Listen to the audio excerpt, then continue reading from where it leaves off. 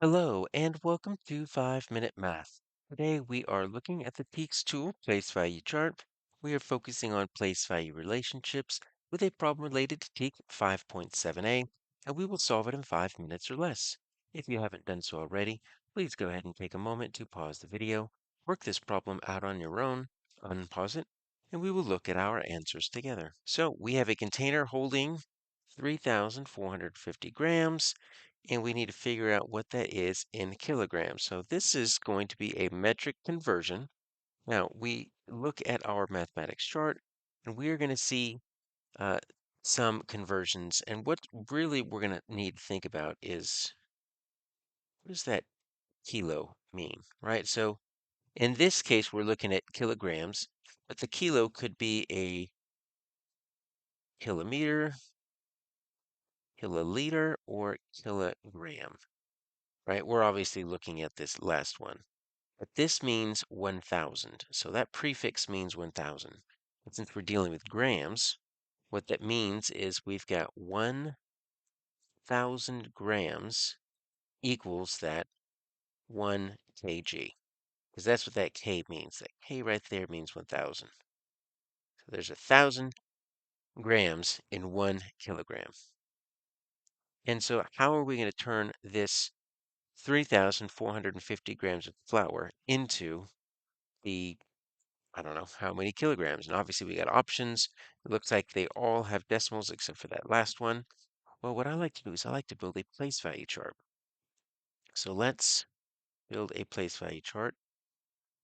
And I'm going to build it a little bit differently. There's several ways we can obviously do it here.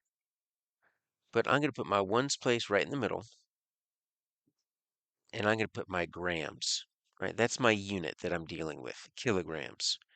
Now, I know that 1,000 grams equals 1 kilogram. So I'm going to build the thousands place. Okay, that's my tens place. That's my hundreds place. Right, that's my thousand place. This is going to be my kilogram right there. And we also have, if we need them, right, we've got centi, right? That means hundredths.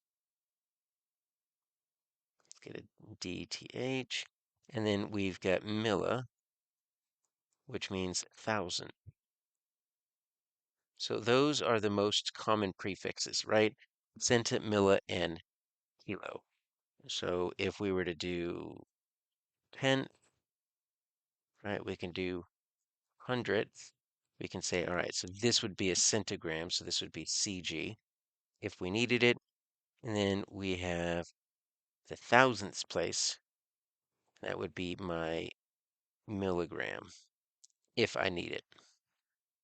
But really, we're looking at the gram and the kilogram. So what do we have? We've got 3,450 grams. Now, if we can build this on our place value chart, it's basically going to tell us what our answer is. So we're going to put this number in the place value chart. Here's the rule. The last digit, so in this case the 0, goes in that spot. Now the reason the last digit goes in that spot is because it's in the ones place.